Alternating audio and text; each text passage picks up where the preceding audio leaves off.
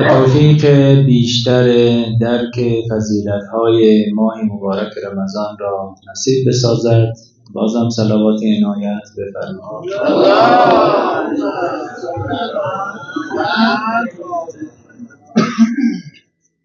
اموات و گذشتگان را از یاد نبریم، هدیه کنیم به ارواح پاک مؤمنین و مؤمنات در گذشته از اهالی این مسجد امام علی علیه السلام، گذشتگان خودتان. صلوات بر محمد و آل محمد.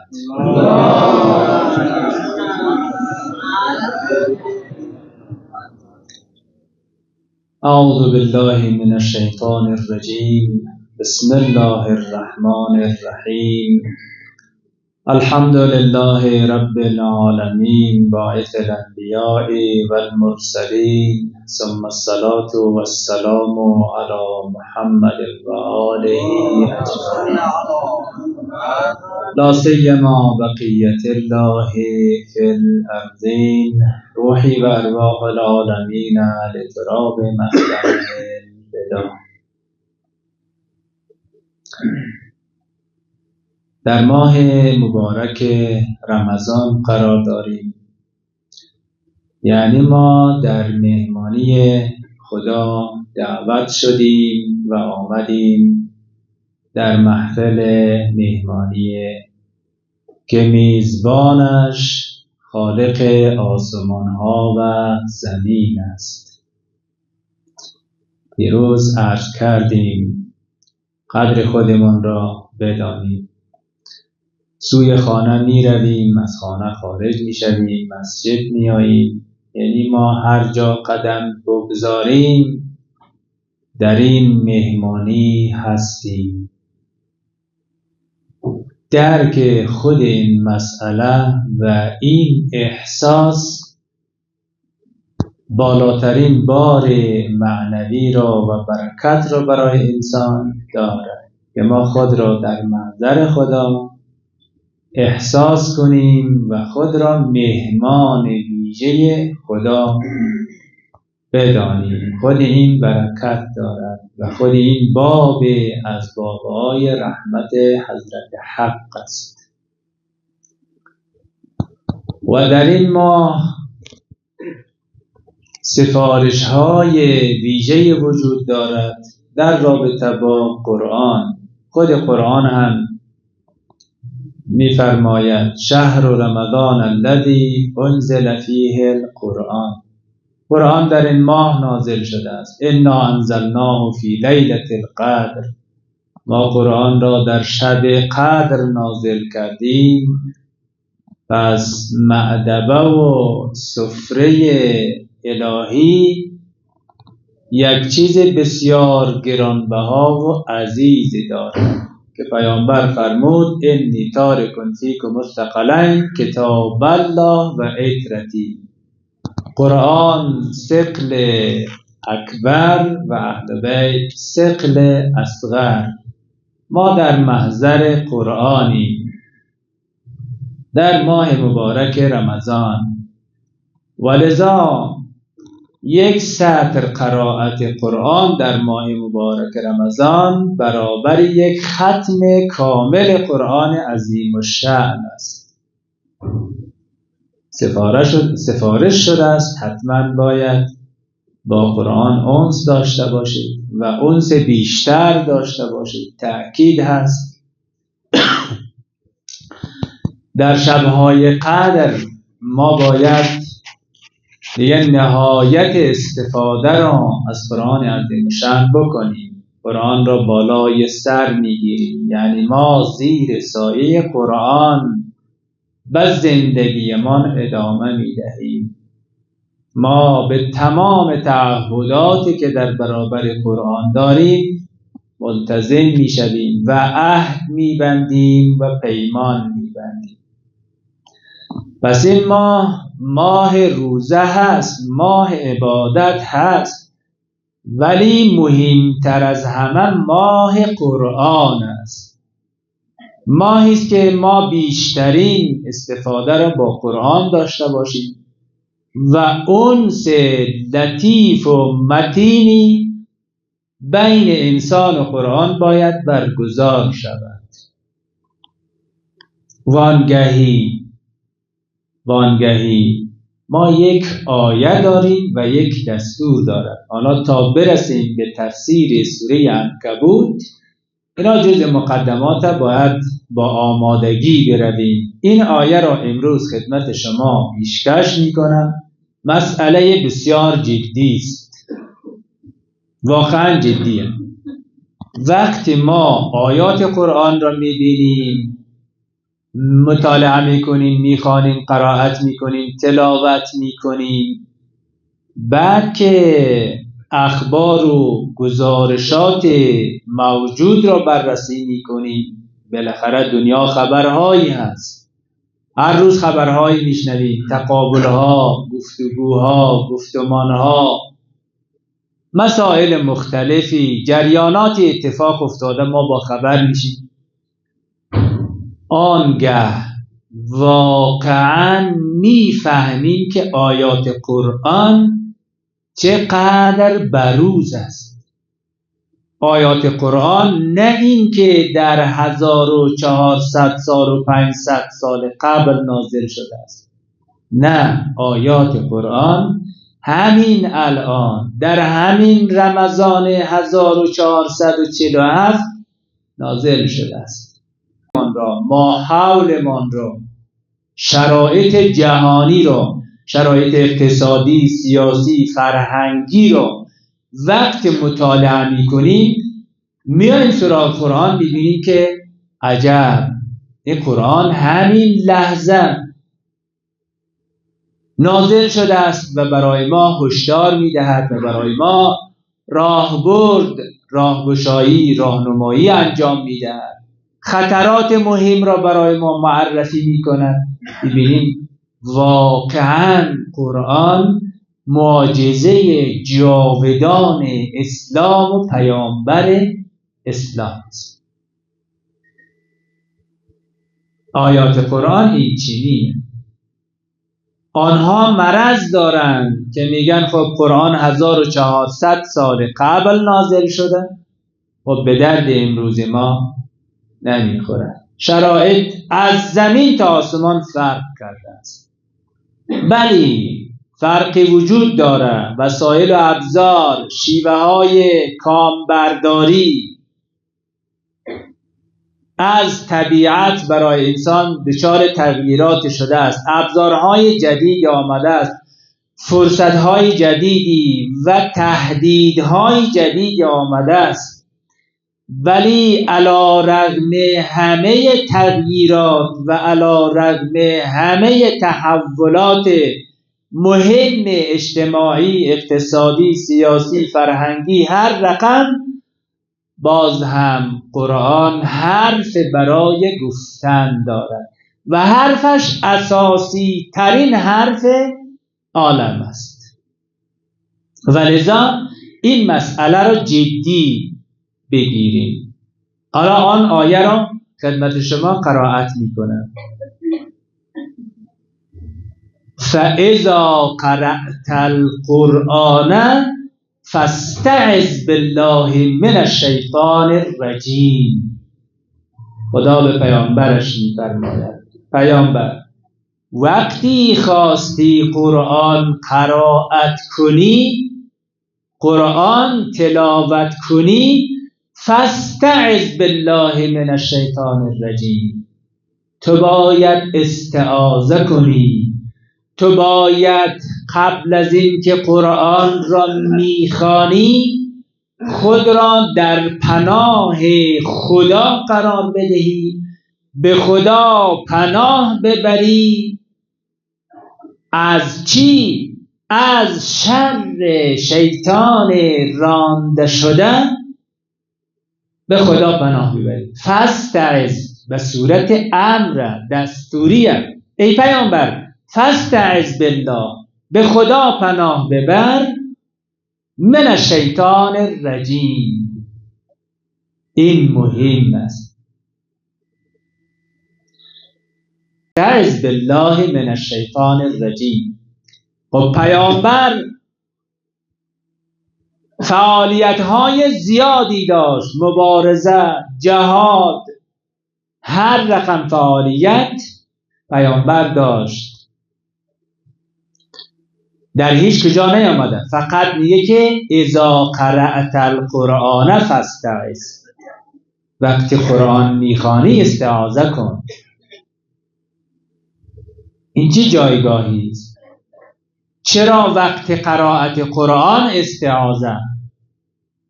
خطر شیطان همیشگی است، قطعی است خطر شیطان و تهدیداتشان که شاید به بحث‌های آن میرسیم، اما به پیامبرش میگه به خصوص وقتی قرائت قرآن میکنی فاستعذ بالله من الشیطان الرجیم. پس مسئله مهم است. وقتی پیامبر خدا با آن عظمت و علم و ایمان و باور و اعتقاد و شایستگی ها و فضیلت ها این گونه مورد خطاب قرار میگیره: ای پیامبر وقتی قرآن میخوانی حتما به خدا پناه ببری از شر شیطان. آن وقت ما باید خودمان حسابمان را بفهمیم. ما در ماه مبارک رمضان میخواهیم از قرآن بهره ببریم، وافر و کافی. فاستعذ بالله من الشیطان الرجیم. شیخ طوسی میفرماید درست این خطاب پیامبر است. فاستعذ بالله، این ضمیر به پیامبر، ضمیر خطاب مال پیامبر است. اذا قرأت القرآن، ضمیر خطاب پیامبر است، ولی این برای همه مکلفین است، برای همه مکلفین است. ولذا استعاذه هم به عنوان یک دستور خاص در خصوص قرائت قرآن مطرح است و هم به صورت عام مطرح است. حالا قرآن نمیخوانیم، روزه میگیریم، فاستعذ بالله. نماز میخوانیم، فاستعذ بالله. تربیت میکنیم، فاستعذ بالله. میخوابیم، بیدار میشویم، کار خیر و صدقات انجام میدهیم، در هر کجایی باید فاستعذ بالله، به خدا پناه ببریم، به خدا پناه ببریم. آنهایی که به خدا پناه بردند نجات یافتند، آنهایی که به خدا پناهنده نشدند باختند و ضرر کردند و دیگه هرگز به نجات نرسیدند. نوح پیامبر خدا به فرزندش گفت بیا به کشتی نجات سوار شو و خود را در امن و امان خدا بسپار، به خدا توکل کن، به خدا اعتماد کن، به این کشتی باور کن، بیا سوارش شو. قال، پسر گفت سآوی الی جبل یعصمنی من الماء. نه، دید کشتی چه قدره در برابر کوه خیلی بلند، سترگ محکمه، استواره. و این کشتی چه قدره؟ از چند تا چوب و وسایل ابزار ساخته شده. این به نظرش نیامد، گفت سآوی الی جبل یعصمنی من الماء. اون قهر خدایی را که شما میگی، طغیان آب، طوفان شدید و عذاب کشنده و هلاک کننده، دیگه بهترین پناه کوه باید باشد. ولذا گفت سآوی الی جبل یعصمنی من الماء.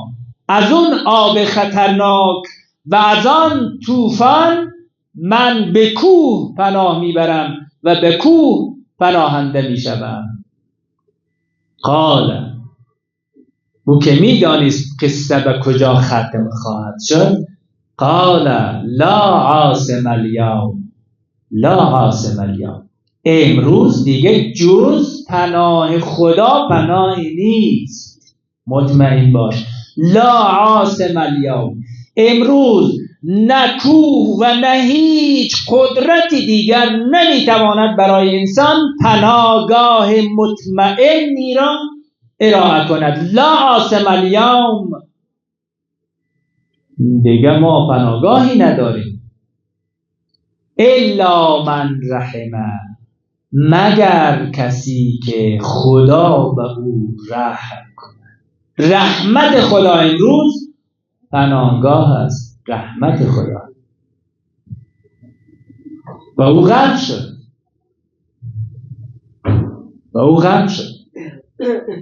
پیامبران هر کدام به خدا پناه بردن و کاری از پیش بردن. اول خودشان جان سالم به در بردن، به هیچ گناهی و خطایی آلوده نشدند.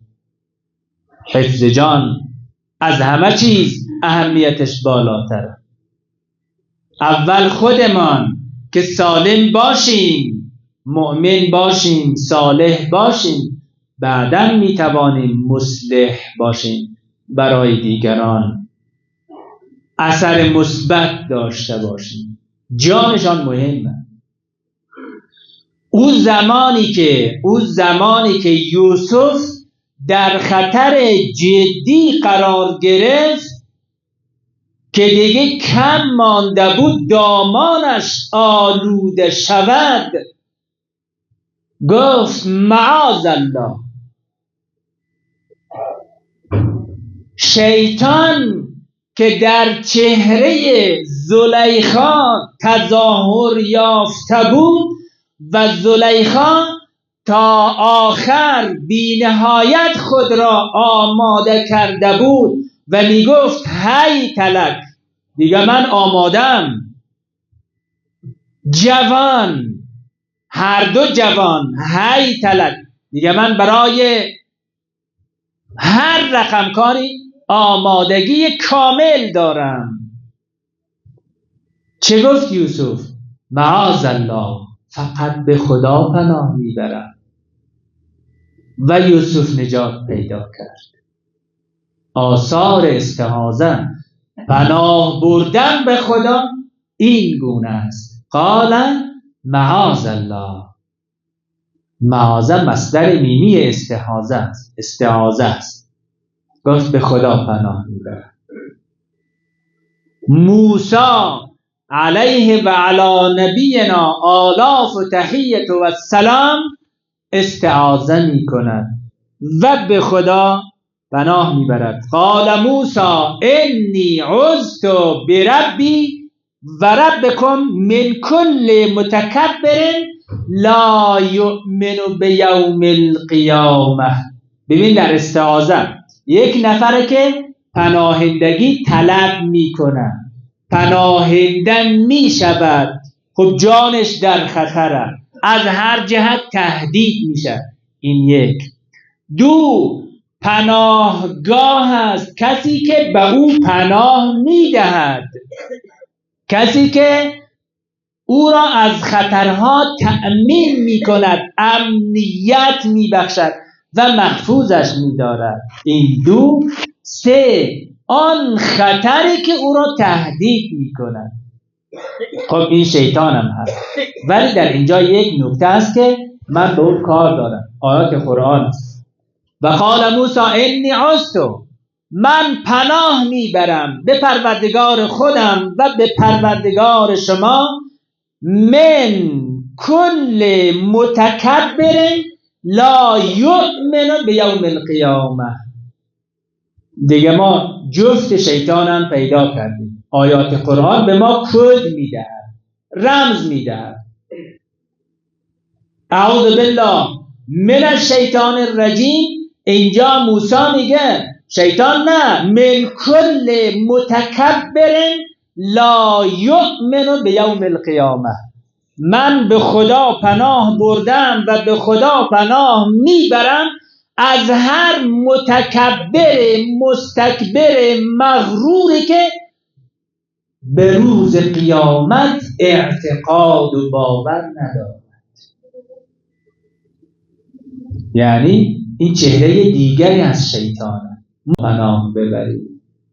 استکبار جهانی، صهیونیسم جهانی امروز همان شیاطین هست که موسی میگه من از آنها به خدا پناه میبرم. امروز پناه ما خداست، فردا پناه ما خداست. بیایید در ماه خدا، در ضیافت خدا، خود را در پناه لایزال حضرت حق قرار بدهیم که تأمین شویم. اگر ما در ماه مبارک رمضان توانسته باشیم خود را در دژ و قلعه محکم اله قرار بدهیم و داخل شویم در آن حصن حصین خدا، کل کار رو کردیم. دیگه خطری ما را در دنیا و یا در آخرت تهدید نخواهد کرد.